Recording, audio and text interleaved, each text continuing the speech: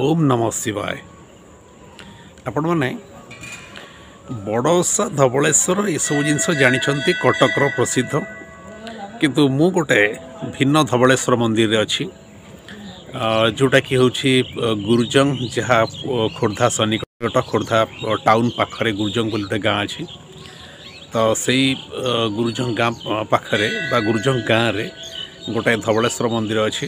तो ये विराट बड़ गोटे वृषभ मूर्ति आपको देखी स्टाच्यू गोटे अच्छी। तो किंतु ए मंदिर को मु आपको देखा पछे गोटे खास कारण अच्छी।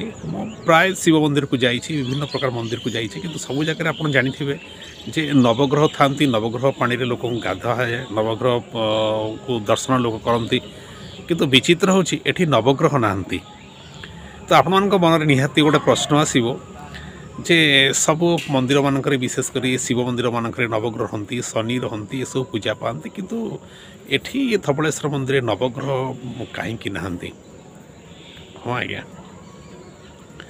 जी ग्रहादिग्रह उपरे जी जहाँकर अधिकार थाए, जी काल उपरे जी महाकाल तांको पाखु गले आ ग्रह शांतिर किसी दरकार पड़ेनी कि कौन ग्रह को पूजा करिया पड़ेनी। तो तांको पाखु गले सबु जिनसर समाधान हो जाए। तो सी महाकाल सी ग्रहादि ग्रहों ऊपर जी माने राजा। तो तेणु तांको पाखरे नवग्रह ही नहांती। ये हूँ यार विचित्र।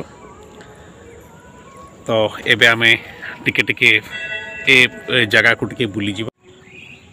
ये हूँ विराट वृषभ। प्रायतः अधिकांश शिव मंदिर रे एमती वृषभ थांती, किंतु एठी गोटे बहुत बड़ वृषभ अच्छी। ये मंदिर गोटे पार्श्वर दृश्य। ये गोटे सुंदर पुष्करिणी अच्छी।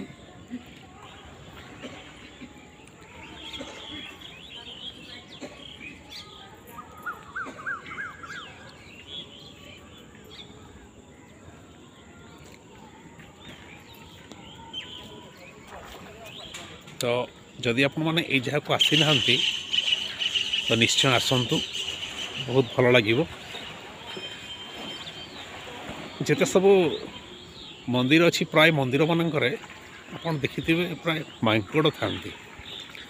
एठी किंतु आपन किसी कुकुर को देखिए जमती मंदिर मानक मांकड़ माने किसी क्षति करती, सेमती एठी कुकुर माने मध्य कहार किसी क्षति करती।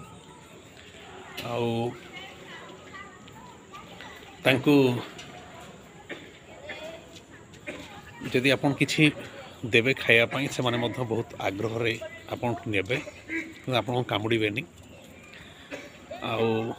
सब मंदिर पर ये मंदिर मध्य किसी भिकारी अच्छी। आपण माने मंदिर दीप पछे न जलंतु, तांको निहाती किछि दियंतु। भिक्षावृत्ति को प्रश्रय देवाई कहूना, किछि ना किछि तो तांकर अभाव अच्छी। तेणु से माने एठिके आछिचंती। तेणु भितरे पंगु देवता अच्छी और बाहर पंगु। तेणु निहाती आपण माने तम किछि ना किछि साहाय्य करिवे।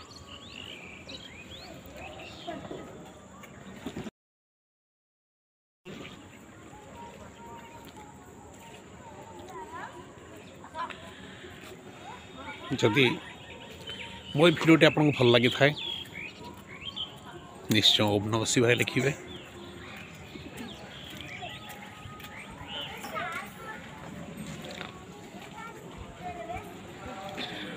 आपण अंचल जदि एमती किसी मंदिर थाए निश्चय कमेंट करेंगे।